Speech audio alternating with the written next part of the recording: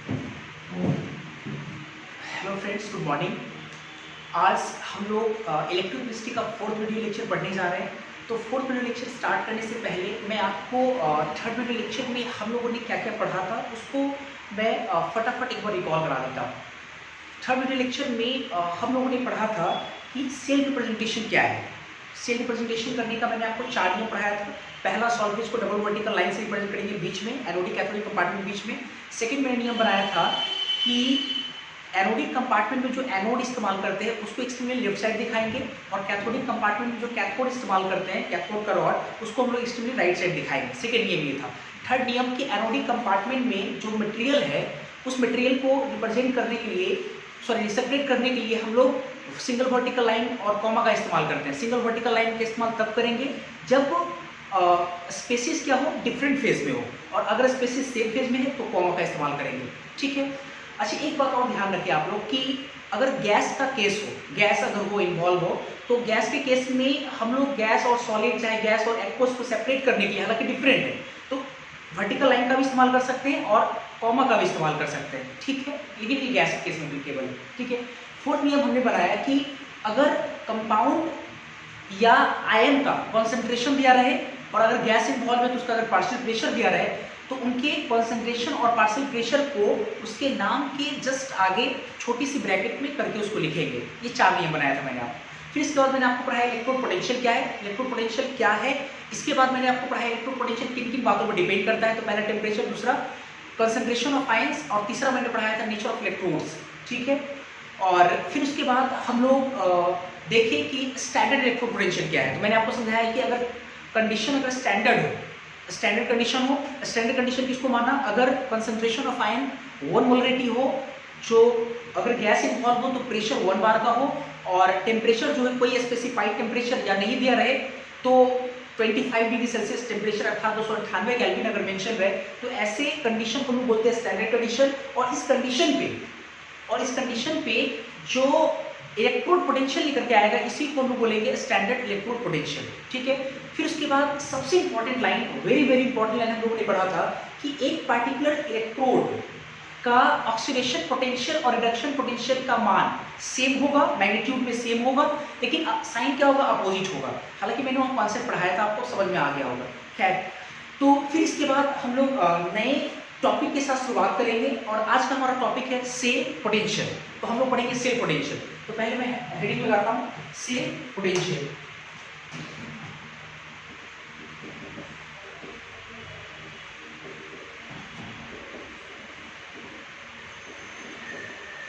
Cell potential, हम लोग cell potential को कैपिटल ई सबस्क्रिप्ट फॉर्म में सेल लगाएंगे। ठीक है। सेल पोटेंशियल तो ऐसे रिप्रेजेंट करते हैं, सेल पोटेंशियल। अब सवाल ये है कि सेल पोटेंशियल होता क्या है। देखो, इससे पहले हम लोग पढ़े थे इलेक्ट्रोड पोटेंशियल, अब हम पढ़ने जा रहे हैं सेल पोटेंशियल। बिल्कुल अंतर है। इलेक्ट्रोड पोटेंशियल क्या था, आप जान रहे होंगे कि इलेक्ट्रोड पोटेंशियल आप ऐसे समझो ना, एक पार्टिकुलर इलेक्ट्रोड का पोटेंशियल होता था, एक इलेक्ट्रोड का पोटेंशियल होता था, उसको हम लोग इलेक्ट्रोड पोटेंशियल बोलते थे। अब हम लोग पढ़ने जा रहे हैं सेल पोटेंशियल। तो सेल में पोटेंशियल हम लोग कैसे डिफाइन करेंगे। सेल में 2 तरह का इलेक्ट्रोड है, एक आपका एनोड है और एक आपका कैथोड है। एनोड का एक अपना इलेक्ट्रोड पोटेंशियल है, कैथोड का एक अपना इलेक्ट्रोड पोटेंशियल है। तो अगर आपको पोटेंशियल डिफाइन करना है सेल का, तो ऑब्वियस है दोनों इलेक्ट्रोड के पोटेंशियल के डिफरेंस को हम लोग क्या बोल देंगे, इलेक्ट्रोड पोटेंशियल। तो हम यहाँ लिखते हैं, पहले एक लाइन समझाएंगे क्या होगा। इट इज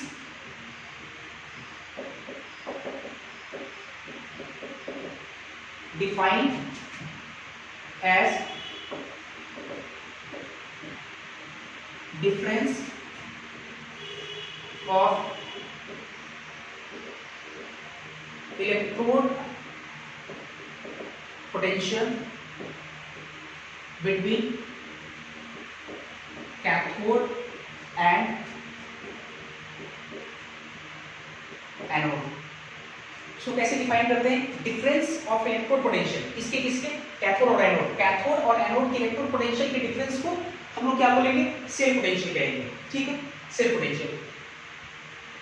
अब इसमें ये सवाल है कि ठीक है, कैथोड और एनोड के पोटेंशियल को अगर हम लोग घटा देते हैं, तो घटाने के बाद हमारे पास जो पोटेंशियल आएगा उसको हम बोलेंगे सेल पोटेंशियल। यही हमने लिखा है। लेकिन इस पॉइंट को जो मैंने लिखा है, इस पॉइंट को पढ़ने के बाद बहुत सारे मन में सवाल आता है, वो ये कि सर डिफरेंस का मतलब होता है चेंज, डिफरेंस का मतलब होता है अंतर, मतलब माइनस। तो सवाल ये है कि एनोड और कैथोड के पोटेंशियल को घटाएंगे, तो सवाल ये कि किसके पोटेंशियल में से किसके पोटेंशियल को घटाएंगे। पहला सवाल तो आपके दिमाग में ये चल रहा होगा। दूसरा सवाल ये कि इलेक्ट्रोड पोटेंशियल भी दो तरह का होता है। आपको याद होगा, एक मैंने पढ़ाया था ऑक्सीडेशन पोटेंशियल, एक पढ़ाया था मैंने रिडक्शन पोटेंशियल।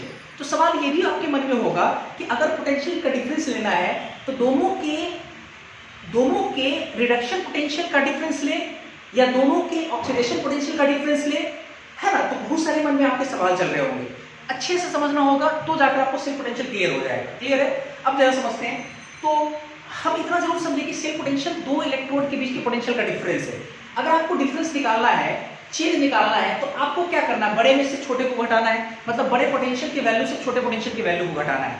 तो अगर हम ये समझने में अगर कामयाब हो जाते हैं कि बड़ा पोटेंशियल कौन सा है, ठीक है, तो हम लोग क्या करेंगे, उस बड़े पोटेंशियल में से छोटे पोटेंशियल को घटा करके हम लोग सेल पोटेंशियल निकाल सकते हैं। आपको याद होगा जब मैंने आपको गैल्वेनिक सेल पढ़ाया था, तो गैल्वेनिक सेल में ध्यान होगा आपको कि लेफ्ट साइड में एनोड होता था, और एनोड का ऑक्सीडेशन पोटेंशियल और कैथोड का ऑक्सीडेशन पोटेंशियल को अगर हम लोग कंपेयर करें ऑक्सीडेशन पोटेंशियल, तो एनोड का ऑक्सीडेशन पोटेंशियल ज्यादा होगा, कैथोड का ऑक्सीडेशन पोटेंशियल कम होगा। अगर हम वही रिडक्शन पोटेंशियल की बात करें, चूंकि रिडक्शन आपका कैथोड पे होता था, इसलिए कैथोड का रिडक्शन पोटेंशियल ज्यादा और एनोड का रिडक्शन पोटेंशियल कम। तो ऑब्वियस है अगर हमको अंतर निकालना है दोनों को ऑक्सीडेशन पोटेंशियल के टर्म्स में, तो आपको करना क्या है कि एनोड का ऑक्सीडेशन पोटेंशियल ज्यादा है, तो एनोड का ऑक्सीडेशन पोटेंशियल में से कैथोड के ऑक्सीडेशन पोटेंशियल को घटा देंगे। अगर हमको रिडक्शन पोटेंशियल के टर्म्स में चाहिए सेल पोटेंशियल, तो हम लोग क्या करेंगे कि एनोड का रिडक्शन पोटेंशियल ज्यादा है, तो एनोड के रिडक्शन पोटेंशियल में से कैथोड के रिडक्शन पोटेंशियल को घटा देंगे। इस तरह से हमारा क्या निकल जाएगा, सेल पोटेंशियल। देखो हम लिखते जा रहे हैं यहाँ पे ई सेल, ई सेल बराबर कितना लिखेंगे, ई, चलो अगर मान लो कि आपको लिखना है ऑक्सीडेशन पोटेंशियल टर्म्स में, तो ई ओपी ऑक्सीडेशन पोटेंशियल किसका, ऑक्सीडेशन पोटेंशियल किसका ज्यादा होता है, एनोड, या इसको हम लिख सकते हैं एलएचई भी लिख सकते हैं, लेफ्ट हैंड इलेक्ट्रोड, आपको याद होगा। अब माइनस क्या करेंगे, ई ओपी घटाएंगे, ऑक्सीडेशन पोटेंशियल किसके में से, कैथोड में से, कैथोड या आरएच, कैथोड लिखेंगे या आरएच लिखेंगे, या आरएच, ठीक है। आप चाहे तो ऐसे लिख सकते हैं, ई सेल पोटेंशियल बराबर ई, ठीक है, ओपी मतलब एनोड भी लिख सकते हैं, एलएचई तो हम सीधा यहाँ पे लिख देते हैं एनोड लिख सकते हैं, माइनस ई, उसी चीज को मैंने उतारा यहाँ पे, कैथोड। अगर हमको रिडक्शन पोटेंशियल के टर्म्स में चाहिए तो क्या लिख सकते हैं, ई सेल बराबर ई, ठीक है, रिडक्शन पोटेंशियल आरपी लिखते हैं। लेकिन रिडक्शन पोटेंशियल किसका लेंगे, कैथोड का, कैथोड या आरएचई लेंगे हम लोग, ये वाला आरएचई। अब माइनस क्या करेंगे, इसमें से घटाएंगे, ई आरपी रिडक्शन पोटेंशियल किसका, एनोड, ऐसे करके हम लोग घटाएंगे, सही है। तो ये सब आपका क्या है, सेल पोटेंशियल का फॉर्मूला है, सेल पोटेंशियल का फॉर्मूला। अच्छा एक चीज और, अब देखो ऐसे भी कर सकते हैं, जैसे ऐसे समझते हैं हम लोग, एक चीज ऐसे कि अगर हमको चूंकि एनोड का ऑक्सीडेशन होता है, तो हमको एनोड का ऑक्सीडेशन पोटेंशियल लेना है, और कैथोड में चूंकि रिडक्शन होता है तो उसका रिडक्शन पोटेंशियल लेना है, तो उस केस में आपका डिफरेंस नहीं आएगा, दोनों का सम आ जाएगा। कैसे तरह से समझते हैं, जैसे यहीं से लेते हैं ना, यहाँ से लेते हैं, जैसे ई सेल है, एनोड पर क्या होता है, रिडक्शन, एनोड पर रिडक्शन होता है, और कैथोड पर क्या होता है, सॉरी एनोड पर रिडक्शन नहीं, एनोड पर ऑक्सीडेशन होता है, एनोड पर ऑक्सीडेशन लेफ्ट साइड में ऑक्सीडेशन होता है, इसका ऑक्सीडेशन पोटेंशियल है, और हम चाहते हैं कि कैथोड पर रिडक्शन और कैथोड का रिडक्शन पोटेंशियल है। तो एक पार्टिकुलर इलेक्ट्रोड के ऑक्सीडेशन पोटेंशियल और उसके रिडक्शन पोटेंशियल का मैग्नीट्यूड सेम होता है, साइन ऑपोजिट होता है। तो इसका ऑक्सीडेशन पोटेंशियल को रिडक्शन पोटेंशियल बदलेंगे, कैथोड का रिडक्शन पोटेंशियल, तो क्या करना पड़ेगा, माइनस लगाना पड़ेगा। अब पहले से माइनस बैठा तो माइनस माइनस क्या हो जाएगा, प्लस। तो देखो तो ई सेल का फॉर्मूला अगर देखा जाए तो ई सेल का फॉर्मूला तो बहुत सारा हो सकता है, देखो कैसे। अब ई सेल बराबर ये भी तो हो सकता है, ई ऑक्सीडेशन पोटेंशियल क्या एनोड का, एनोड पर ऑक्सीडेशन ऑक्सीडेशन पोटेंशियल, ये माइनस माइनस क्या हो जाएगा प्लस ई रिडक्शन पोटेंशियल, लेकिन किसका कैथोड का। तो आप ऐसे भी लिख सकते हैं। एक चीज मैं बता देता हूं आपको कि ये जो आपने फॉर्मूला लिखा है, ठीक है, इसी फॉर्मूला के तहत सारा फॉर्मूला आपका है। अगर आप देखोगे, आप कॉन्सेप्ट लगाओ कि एक पार्टिकुलर इलेक्ट्रोड का ऑक्सीडेशन रिडक्शन पोटेंशियल का वैल्यू सेम होता है, साइन अपोजिट होता है, तो क्लियर हो जाएगा आपको। देखो ऑक्सीडेशन पोटेंशियल हमको रिडक्शन पोटेंशियल में ले जाना है, सॉरी यहां मैंने लिखा आपको रिडक्शन पोटेंशियल में ले जाना है। इसके रिडक्शन को जैसे ही बदलेंगे, एनोड की रिडक्शन को आरपी लिखेंगे तो माइनस आरपी हो जाएगा एनोड, देखो माइनस आरपी एनोड। ये ऑक्सीडेशन पोटेंशियल को जैसे ही रिडक्शन लिखेंगे, आरपी लिखेंगे कैथोड का, तो ये माइनस आएगा, तो माइनस माइनस बेटा माइनस माइनस प्लस, देखो माइनस आरपी कैथोड का। तो इसी फॉर्मूला से ये आ रहा है, इसी फॉर्मूला से आपका ये भी आ रहा है ना सर, एक ही फॉर्मूला, सब एक ही जैसा है। अब सवाल ये है कि सर हम फॉलो किसको करें। हालांकि आप किसी को भी लगा सकते हैं, तीनों फॉर्मूला एक है, लेकिन आप आईपीसी कन्वेंशन के अकॉर्डिंग जो फॉर्मूला है वो आपका रिडक्शन पोटेंशियल वाला इंपॉर्टेंट है। क्यों, ये भी मैं समझाता हूं आपको। बहुत सारे क्वेश्चन में, बहुत सारे सवाल में क्या होता है कि रिडक्शन पोटेंशियल का वैल्यूज दिया रहता है, रिडक्शन पोटेंशियल का वैल्यू, और बोला जाता है सेल पोटेंशियल निकालो। तो अभी से रिडक्शन पोटेंशियल का वैल्यू देकर अगर आपसे बोलता है सेल पोटेंशियल निकालने के लिए, तो अभी से आप इसी फॉर्मूला को पसंद करोगे। रिडक्शन पोटेंशियल एनोड कैथोड का दिया रहेगा, तो हम लोग उसी फॉर्मूला का इस्तेमाल करके क्या करेंगे, इसे निकालेंगे। तो ये जो फॉर्मूला आपका है, यहां लिखते हैं जरा, अलग सब तो सेम है। नाउ फाइनल करके लिखते हैं ई सेल बराबर रिडक्शन पोटेंशियल टर्म्स में, ये ध्यान रखिए इंपॉर्टेंट है। आरपी रिडक्शन पोटेंशियल टर्म्स से पहले किसको लिखेंगे, कैथोड का, कैथोड या आरएचई, माइनस ई रिडक्शन पोटेंशियल किसका, एनोड का या एलएचई।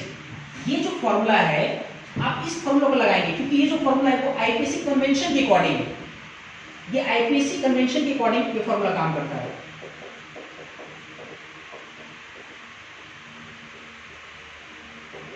आईपीसी कन्वेंशन, ठीक है, आईपीसी के इस फॉर्मूला को आपको यूज करना है, इस फॉर्मूला को, ठीक है।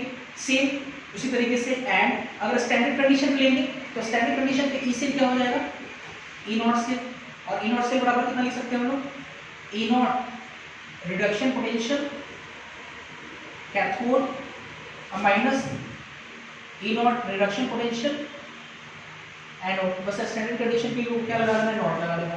तो ये दोनों फॉर्मूला फ्रीक्वेंटली इस्तेमाल करेंगे हम लोग, है ना। हालांकि सारे फॉर्मूला सेम है, तो आप पहले इसको नोट करें और फिर इसके बाद हम लोग देखते हैं, ठीक है।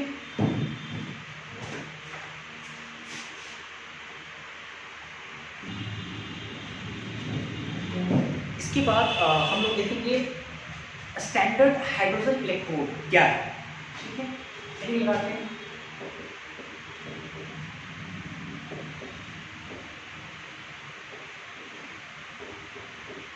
स्टैंडर्ड हाइड्रोजन इलेक्ट्रोड, शॉर्टली इसको बोलते हैं CSH, स्टैंडर्ड हाइड्रोजन इलेक्ट्रोड। सवाल ये कि स्टैंडर्ड हाइड्रोजन इलेक्ट्रोड होता क्या है। आज से पहले जो भी मैंने आपको इलेक्ट्रोड पढ़ाया था वो मेटल आयन इलेक्ट्रोड था। आपको याद होगा जो मैंने डेलियन सेल में इलेक्ट्रोड इस्तेमाल किया था, उसमें मेटल आयन को, उसी मेटल के रॉड को उसमें डिप किए थे, तो उसको वैसे इलेक्ट्रोड को हम लोग बोलते हैं मेटल आयन इलेक्ट्रोड। हम लोग पढ़ने जा रहे हैं एक नए तरह का इलेक्ट्रोड है, उसको हम बोलते हैं स्टैंडर्ड हाइड्रोजन इलेक्ट्रोड, ठीक है। ऑब्वियस है, हाइड्रोजन नाम है तो हाइड्रोजन का ही क्या होगा, आयन होगा, ऐसा कुछ रहा होगा इसका। देखते हैं हम लोग है क्या standard hydrogen electrode. Standard hydrogen electrode में क्या होता है कि एक कंटेनर होता है, ठीक है, एक कंटेनर होता है, और इस कंटेनर में H+ आयन का सॉल्यूशन होता है। H+, आपको ये भी पता होना चाहिए, H+ तो रेडीमेड मिलता नहीं है, तो H+ लाने के लिए हमको क्या करना पड़ेगा, कोई एसिड लेकर आना पड़ेगा, ठीक है। किसी एसिड का कोई सॉल्यूशन रहा होगा, क्लियर है, किसी एसिड का कोई सॉल्यूशन होगा, मान लो ये किसी एसिड का ये सॉल्यूशन, मतलब फाइनली समझे तो यहाँ पे H+ एक्वस, H+ एक्वस इसमें भरा हुआ है। इसके बाद क्या करते हैं कि इसमें एक ट्यूब होता है जो पलट करके इसके अंदर डुबोया रहता है, मतलब जो ट्यूब ऐसे इस प्रकार से ट्यूब होता है ये ऐसा, तो उसको क्या करते हैं, पलट करके हम लोग टेस्ट ट्यूब के साथ मतलब उसको डुबोते हैं ऐसे, ये ठीक है, इस तरह से टेस्ट ट्यूब जैसा ऐसा कुछ होता है। और यहाँ पे एक रास्ता दिया होता है या ओपन, यहाँ पे क्या रहता है ये पोर्शन, जिससे हाइड्रोजन गैस इसमें इन करता है H2 गैस, ठीक है। और इस ट्यूब में क्या रहता है, एक प्लेटिनम वायर डुबोया रहता है, प्लेटिनम वायर रहता है इसके अंदर, और नीचे में आकर के प्लेटिनम का लपेटन होता है, फॉइल होता है, प्लेटिनम का फॉइल होता है इसके, ठीक है। प्लेटिनम का यहाँ पे क्या रहता है, फॉइल होता है, ये लपेटन होता है इसके ऊपर, ठीक है, क्लियर है। और ये हम लोग इसको बोलते हैं प्लेटिनम ब्लैक बोलते हैं। ये तुम्हारा H+ आयन एक्वस है, इसको क्या बोलते हैं, प्लेटिनम फॉइल लपेटन होता है, इसको लोग बोलते हैं प्लेटिनम ब्लैक बोलते हैं, पिटी ब्लैक। पिटी ब्लैक क्यों बोलते हैं,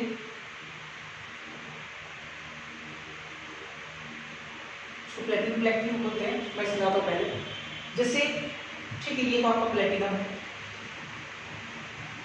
ये आपका प्लेटिनम वायर है, नीचे में प्लेटिनम का लपेटन होता है, और उस प्लेटिनम की जो लपेटन है उस पर क्या रहता है कि प्लेटिनम का फाइन पाउडर करके उसके ऊपर कोटेड किया रहता है, ठीक है। मैं इसकी मैकेनिज्म समझाता हूँ, ऐसे समझो।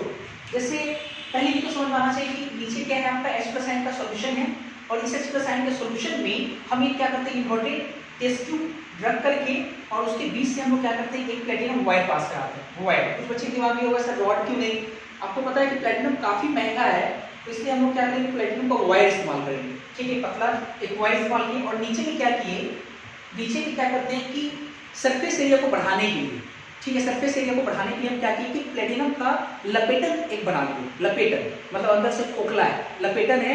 और भी सरफेस एरिया बढ़ाने के लिए हम लोग क्या किए कि प्लेटिनम के फाइन पाउडर को, मतलब उसको पहले पीस करके फाइन पाउडर बना लिया, उसको क्या कर दिया, उस प्लेटिनम वायर के ऊपर कोट कर देते हैं, ठीक है, उसके ऊपर कोट कर देते हैं, मतलब चढ़ा देते हैं उसके ऊपर कोट करके, ताकि अच्छा ऐसा क्यों किए, ऐसा इसलिए करते हैं क्योंकि जो हाइड्रोजन गैस हम लोग पास करा रहे हैं वो हाइड्रोजन गैस उस प्लेटिनम ब्लैक पर ज़्यादा से ज़्यादा एब्जॉर्ब हो सके। क्योंकि आपको पता होना चाहिए कि जो हाइड्रोजन गैस होता है वो मेटल पे अच्छा एब्जॉर्ब होता है, तो हम चाह रहे हैं क्या कि हाइड्रोजन गैस ज़्यादा से ज़्यादा मेटल पे एब्जॉर्ब हो, तो इसके लिए हमको क्या करना पड़ेगा, मेटल के सरफेस एरिया को बढ़ाना पड़ेगा। तो मेटल के अगर सरफेस एरिया को बढ़ाना है तो आपको पता है कि जो प्लेटिनम रॉड है वो चूंकि प्लेटिनम जो वायर है या प्लेटिनम जो मेटल है आपका वो काफ़ी ज़्यादा महंगा है, लेकिन हमको क्या करना है कि उसके सरफेस एरिया को बढ़ाना है।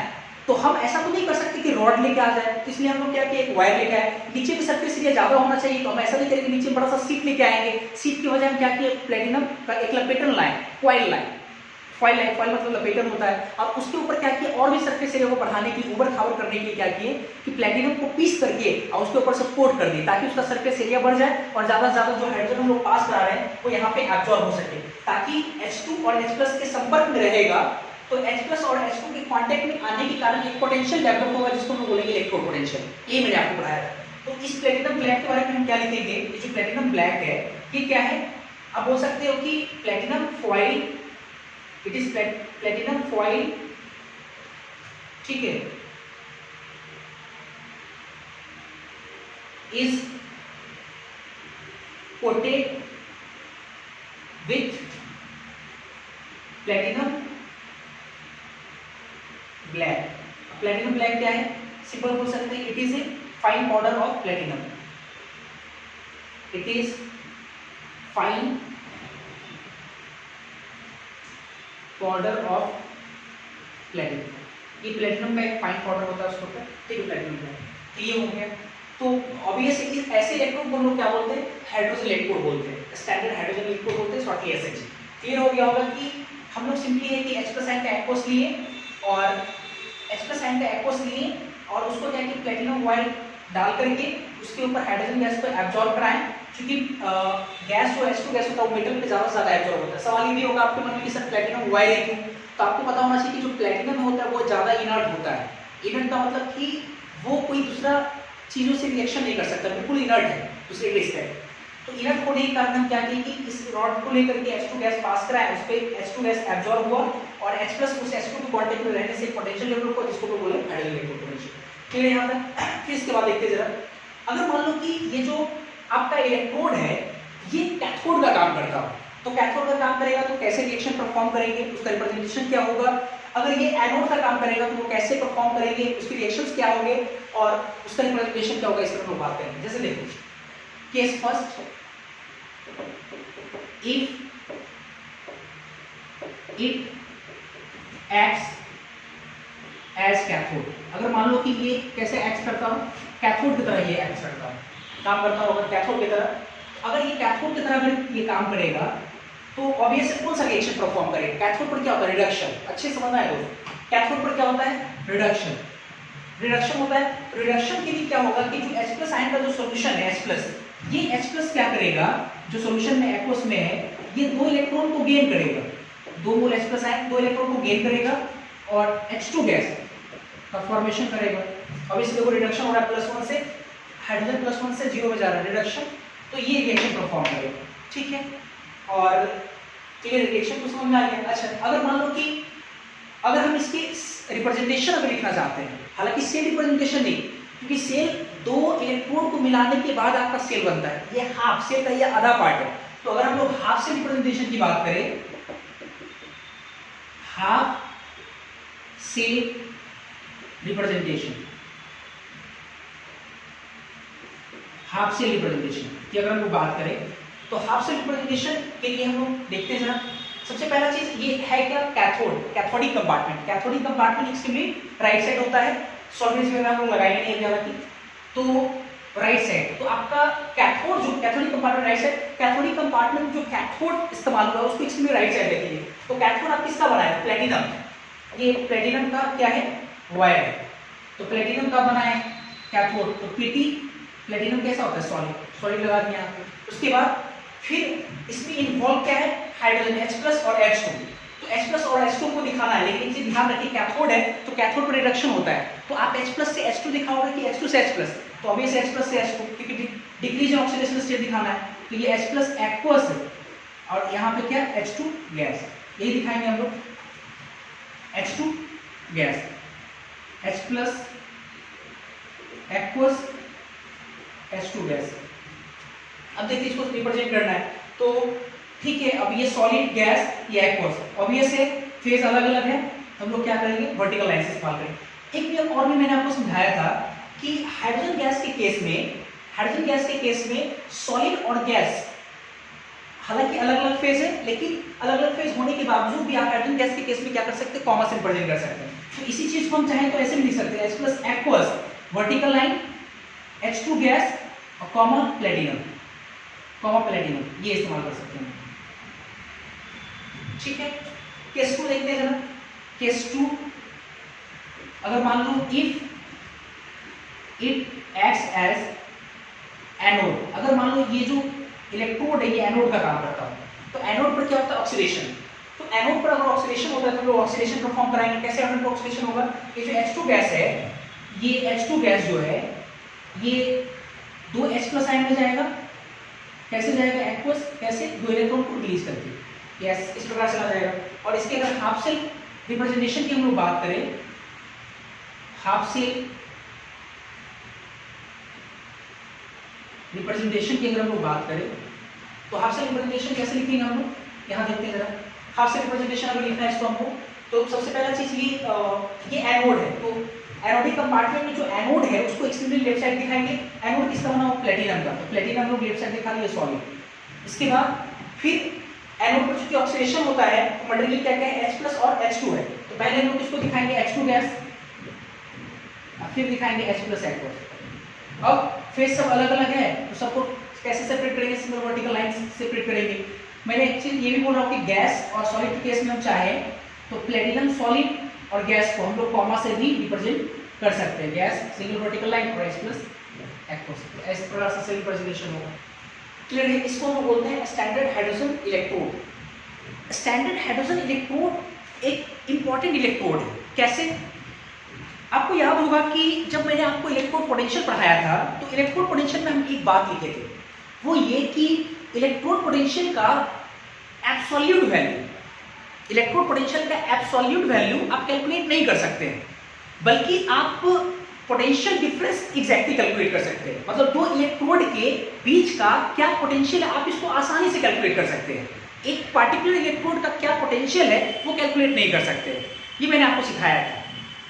तो मैंने वहां पर आपको समझाया ये कि जिस प्रकार से आप फिजिक्स में क्या करते थे कि किसी पॉइंट पर अगर आपको पोटेंशियल निकालना है तो आप मान लेते थे कि इनफाइनाइट पर पोटेंशियल जीरो है और वो वहां से पोटेंशियल को आप मेजर करते थे, उसके और इस पॉइंट के बीच का पोटेंशियल का डिफरेंस निकालते थे और जो डिफरेंस आता था आपको डिफरेंस तो निकाल लिया आराम से, उसको आप जीरो मान लेते हो तो अभी ऐसे इस पॉइंट का पोटेंशियल निकल जाएगा क्योंकि डिफरेंस में दो टर्म है, उसको जीरो मान लिए, इसका निकालना है, डिफरेंस आपको पता है तो ये आपका निकल गया।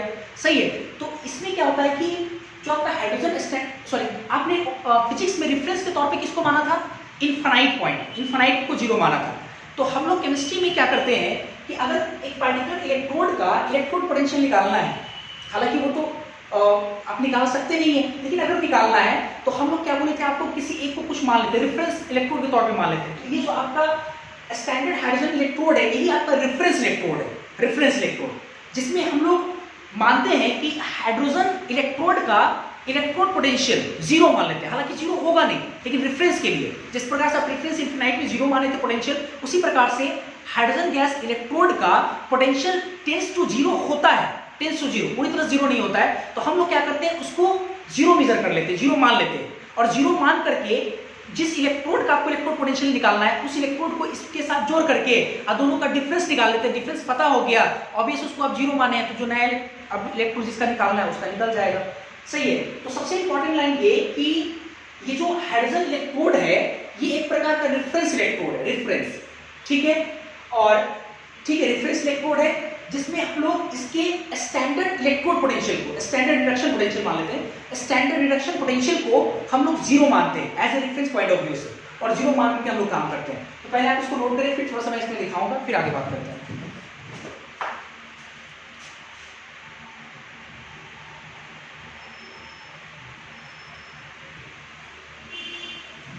जो मैंने अभी कहा है उसको मैं पहले रहने देता हूँ।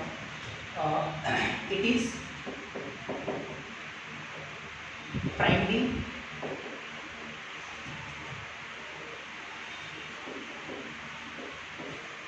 Reference electrode, this primary reference electrode and standard reduction potential.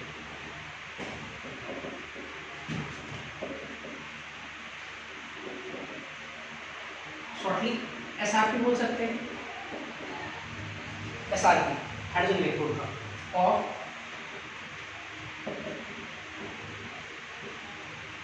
Hydrogen electrode of hydrogen electrode is taken as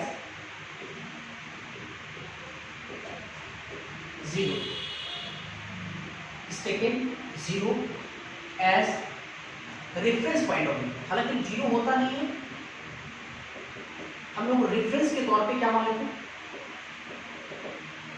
reference point of view, ठीक है। प्राइमरी रेफरेंस इलेक्ट्रोड है और जिसका स्टैंडर्ड रिडक्शन पोटेंशियल, ये लाइन काफी इंपॉर्टेंट है, स्टैंडर्ड कंडीशन पे, मतलब अगर हाइड्रोजन जो आपका हाइड्रोजन इलेक्ट्रोड है, बढ़िया समझना, अगर जो हाइड्रोजन आपका इलेक्ट्रोड है उसमें H+ आयन का कंसंट्रेशन 1 यूनिट होना चाहिए और जो हाइड्रोजन गैस है उसका प्रेशर 1 बार होना चाहिए और टेम्परेचर को specify temperature 25 degree Celsius temperature होना चाहिए। तो इस कंडीशन पे जो उसका रिडक्शन पोटेंशियल होगा उसको जीरो माना गया है age difference point of view से, ये मेंशन किया एसआरपी, दैट इज, ठीक है। इसी को अगर हम मैथमेटिकली लिखें तो क्या लिखेंगे, E0 H2 से H+, नहीं सॉरी H+ से H2, H+ से H2, तो रिडक्शन पोटेंशियल होगा ये स्टैंडर्ड E0 RP होगा, ठीक है। H+ 1 से 0, ये कितना होगा 0 के बराबर। क्योंकि हम लोग ये जानते हैं कि एक पार्टिकुलर इलेक्ट्रोड का ऑक्सीडेशन और रिडक्शन पोटेंशियल का वैल्यू सेम होता है, सेम होता है, साइन अपोजिट होता है। तो ऑब्वियसली अगर इसका रिडक्शन पोटेंशियल 0 है तो इसका ऑक्सीडेशन पोटेंशियल भी क्या होगा, 0 होगा।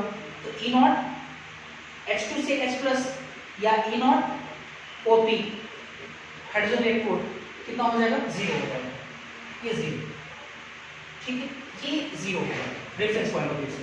बट लेकिन अगर नॉन स्टैंडर्ड कंडीशन पे अगर हम लोग सोचे, नॉन स्टैंडर्ड कंडीशन, नॉट नहीं लगा यहाँ पे, नॉन स्टैंडर्ड कंडीशन H2 से H+, तो ये आपका 0 नहीं होगा, ये नॉन 0 होगा।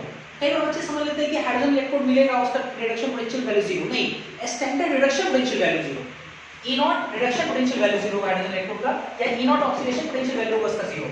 Non standard condition electrode potential zero नहीं होगा, नॉट इक्वल टू जीरो, या ई H+ से H2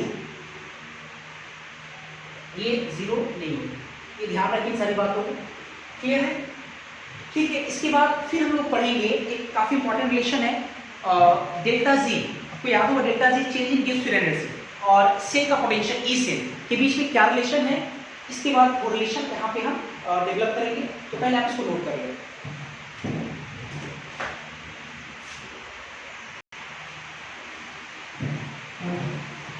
हमको ये लिखना है relation between delta Z and E cell, एक सेल पोटेंशियल डेल्टा Z और E cell के बीच में रिलेशन क्या है, काफी इंपॉर्टेंट रिलेशन है। इसी रिलेशन से हम लोग नॉन इक्वेशन जैसे रिलेशन को तैयार करेंगे हम लोग, ठीक है? तो क्या पहले देखते हैं रिलेशन बिटवीन डेल्टा Z और E cell। डेल्टा Z का मतलब चेंज इन गिव्स फ्री एनर्जी और E cell का मतलब होता है सेल पोटेंशियल, इनके बीच में रिलेशन क्या है इसको देखते हैं। तो इसको समझने के लिए आपको चेंज इन गिव्स फ्री एनर्जी का हमने आपको डेफिनेशन कभी पढ़ाया होगा, आप 11th क्लास में थर्मोडायनेमिक्स चैप्टर में डेल्टा जी का डेफिनेशन जरूर पढ़ा होगा, गिव्स फ्री एनर्जी क्या है। तो मैंने वहां पे आपको पढ़ाया था कि डिक्रीज इन गिव्स free energy is the measurement of non PV या electrical work done at constant temperature या pressure in a reversible reaction. मतलब एक रिवर्सिबल रिएक्शन कोई रिवर्सिबल प्रोसेस परफॉर्म करे और उसको कांस्टेंट टेम्परेचर और प्रेशर पे लेते हैं, तो उस सिस्टम के द्वारा जो नॉन पीवी वर्क डन होगा, that is electrical work done जो होगा, वो डिक्रीज इन गिव्स एनर्जी के बराबर होगा। ये मैंने लाइन लिखा है, तो मैं उस लाइन को लिखता हूँ यहाँ पे कि चूंकि सिंस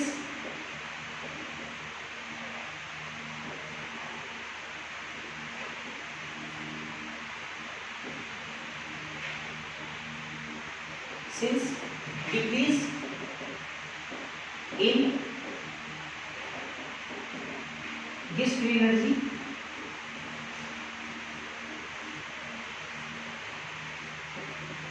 चेंज क्या होता है, is the measurement of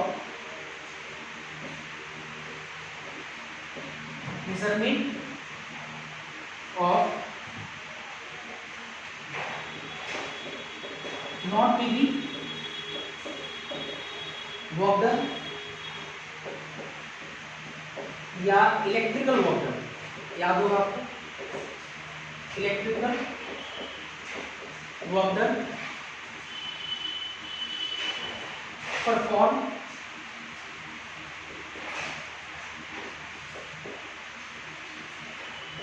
eight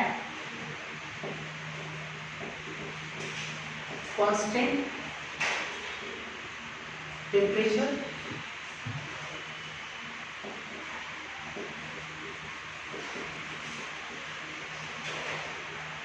pressure in a reversible process। आपको याद होगा रिवर्सिबल प्रोसेस जो आपका गैल्वेनिक सेल है उसमें जो रिएक्शन परफॉर्म करता है, रेडॉक्स रिएक्शन रिवर्सिबल होता है। रिवर्सिबल का मैंने साइन दिखाया हुआ था, रिवर्सिबल प्रोसेस। और अगर रिवर्सिबल प्रोसेस कांस्टेंट प्रेशर और टेम्परेचर पे परफॉर्म करे और परफॉर्म करने से जो नॉन पीवी वर्क डन होगा या इलेक्ट्रिकल वर्क डन होगा, उसी चीज को मेजर करता है कौन, डिक्रीज इन गिव्स एनर्जी। तो हमने लिखा सिंस चूंकि डिक्रीज इन गिव्स energy is the measurement of non PV work done या electrical work done perform at constant temperature and pressure in a reversible process, that is, इसी को हम मैथमेटिकली लिखते हैं तो कैसे लिखेंगे, डिक्रीज मतलब माइनस डेल्टा जी। तो माइनस डेल्टा जी किसके बराबर होगा, नॉन पीवी वर्क डन, या इसको हम लिख सकते हैं क्या, इलेक्ट्रिकल वर्क डन। और करके मैंने लिखा और electrical work done, electrical work done के बराबर होता है। एंड इसी को आगे बढ़ाते देखते हैं। एंड 9th क्लास में बेसिक क्लासेस में हम लोग इलेक्ट्रिकल वर्क डन का हम लोगों ने फॉर्मूला पढ़ा था, electrical work done charge into potential. Electrical work done कितने बराबर होता है, चार्ज इनटू पोटेंशियल, मतलब Q into V, charge into potential Q into V। तो Q तो ठीक है, Q रहने दे, चार्ज है, V पोटेंशियल, तो यहाँ पोटेंशियल किसका लेंगे, सेल का पोटेंशियल। सेल का पोटेंशियल कितना, E से, ये तो सेल का पोटेंशियल E से आ गया, तो हमारे पास आया Q इनटू E से, Q इनटू E से, ये आया हमारे पास। अब हमको क्या निकालना है, चार्ज निकालना है Q। तो चार्ज कितना है, और चूंकि सेल का पोटेंशियल प्री सेल हो गया, चार्ज हम निकाल देंगे, दोनों को गुणा करेंगे, इलेक्ट्रिकल वर्क डन आ जाएगा, और इस इलेक्ट्रिकल वर्क डन को माइनस डेल्टा जी से इक्वेट कर देंगे, हमारा रिलेशन आ जाएगा। अब सवाल ये कि चार्ज कितना होता है। एक चीज बताओ कि जो आपका सेल है उसमें इलेक्ट्रॉन जो है वो ट्रांसफर होता था, इलेक्ट्रॉन जो है फ्लो करता था, तो एक इलेक्ट्रॉन के फ्लो करने के कारण कितना चार्ज फ्लो करेगा, 1.6 × 10⁻⁻19 कूलम। तो अगर हम मान लें कि 1 मोल इलेक्ट्रॉन चार्ज ट्रांसफर होता है, 1 मोल इलेक्ट्रॉन, तो 1 मोल चार्ज इलेक्ट्रॉन ट्रांसफर होगा, तो उसके कारण कितना चार्ज अपीयर होगा, ये पहले समझते हैं जरा, देखते जरा यहाँ पे। नाउ फॉर 1 मोल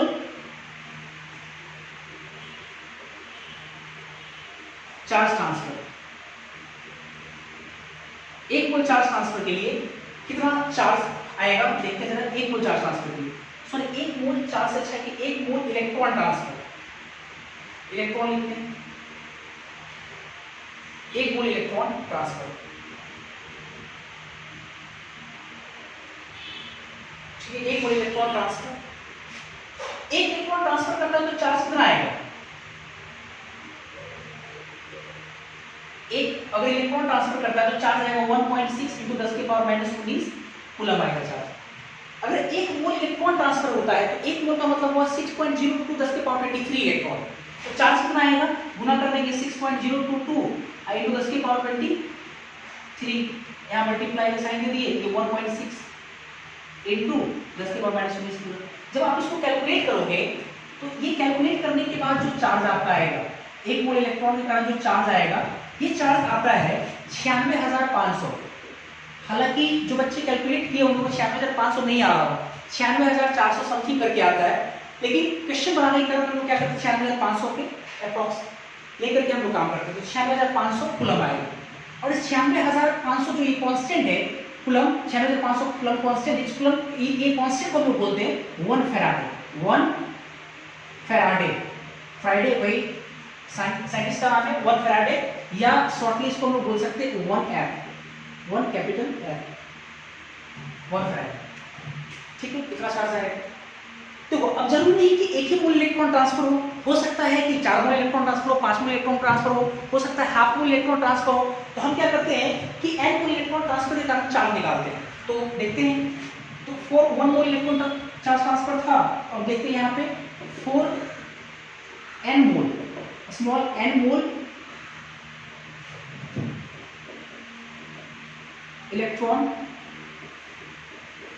ट्रांसफर के लिए चार्ज कितना होगा, चार्ज Q वो निकालना है, Q कितना आएगा, Q बराबर कितना लिखेंगे हम लोग, अगर n मोल इलेक्ट्रॉन ट्रांसफर हो उसके कारण चार्ज कितना आएगा, तो 1 मोल के कारण कितना है 96,500, जिसको हम लोग 1 F माने, तो n मोल के लिए कितना हो जाएगा, NF आ जाएगा, NF चार्ज हो जाएगा, क्या Q बराबर NF।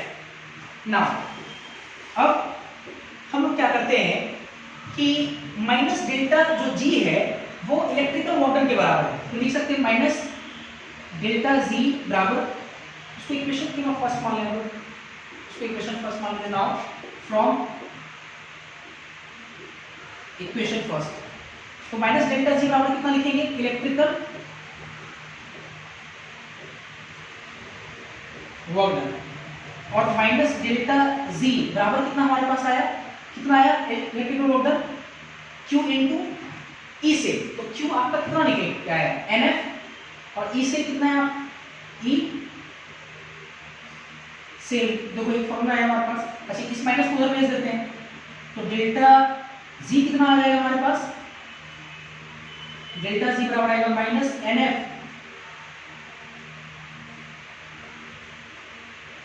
E से, माइनस NF E से, और एट स्टैंडर्ड कंडीशन पे अगर ले लें,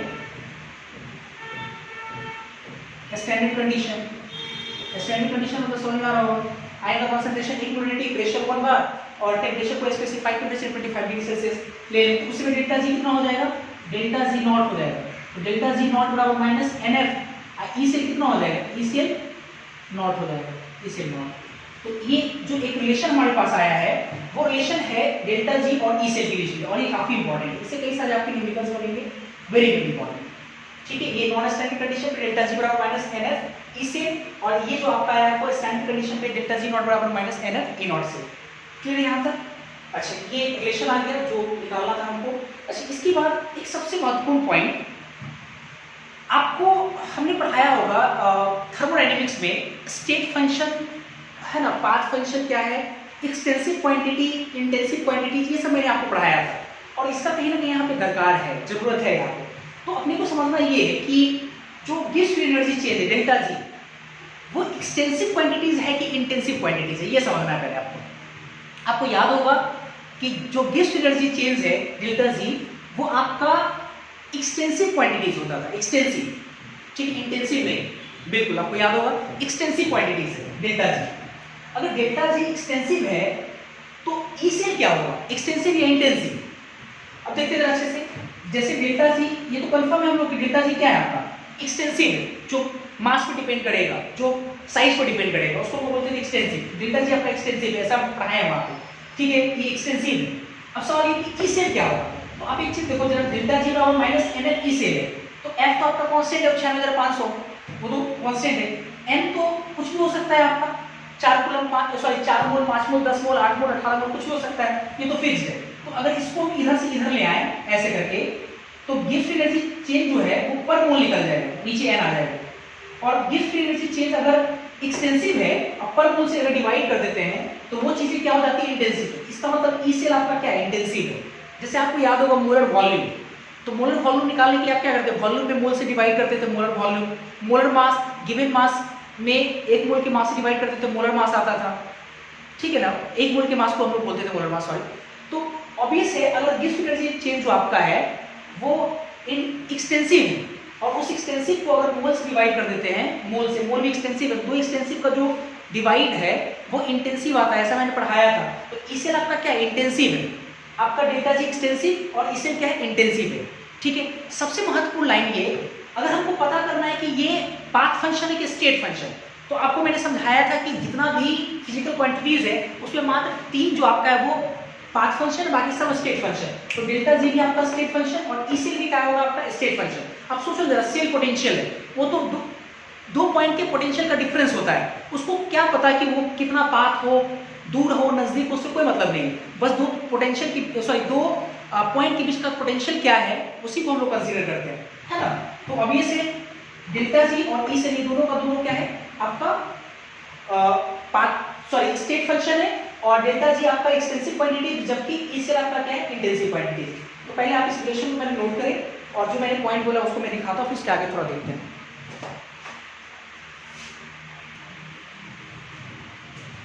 जो मैंने अभी पॉइंट समझाया था उस पॉइंट को मैंने यहाँ पे लिखा, जो gives energy change delta G, ये एक्सटेंसिव क्वांटिटीज है, एक्सटेंसिव जो मात्रा डिपेंड करता है, जबकि जो ई सेल है ये इंटेंसिव क्वांटिटीज है, लेकिन दोनों का दोनों and both are state function, दोनों क्या है, स्टेट फंक्शन।